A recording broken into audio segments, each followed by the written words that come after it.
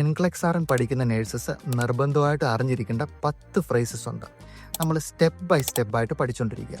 ഒന്നാമത്തേത് നമ്മൾ പഠിച്ചു കഴിഞ്ഞു, അസസ്മെൻ്റ് ആൻഡ് പ്രയോറിറ്റി. ഇനി രണ്ടാമത്തേത് ഡയഗ്നോസിസ്. എന്താണ് ഡയഗ്നോസിസ്?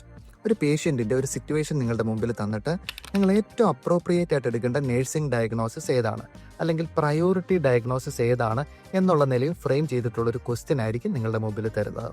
അപ്പോൾ അതിനെ നിങ്ങൾ എങ്ങനെ അപ്രോച്ച് ചെയ്യുന്നു? നമുക്കൊരു ഉദാഹരണം നോക്കാം.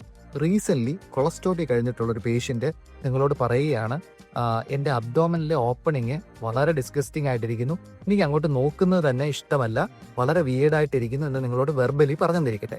അപ്പം നിങ്ങൾ ഏറ്റവും അപ്രോപ്രിയേറ്റ് ആയിട്ട് എടുക്കേണ്ട നേഴ്സിംഗ് ഡയഗ്നോസിസ് ഏതാണ്?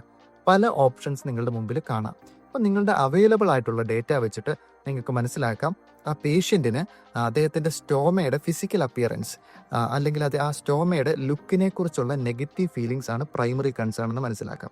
അപ്പോൾ അവൈലബിൾ ആയിട്ടുള്ള ഓപ്ഷൻസിൽ നിന്ന് കോളൻ സർജറിക്ക് ശേഷമുള്ള ഡിസ്റ്റർബ്ഡ് ബോഡി ഇമേജ് ആണ് കറക്റ്റ് ആൻസർ എന്ന് നമുക്ക് മനസ്സിലാക്കാൻ സാധിക്കും.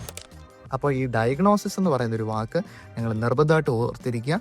എൻക്ലെക്സാറിൽ സ്ഥിരമായിട്ട് ചോദിക്കുന്ന ക്വസ്റ്റ്യൻ ഫ്രേസുകളിൽ ഒന്നാണ് ഡയഗ്നോസിസ്. Thank you.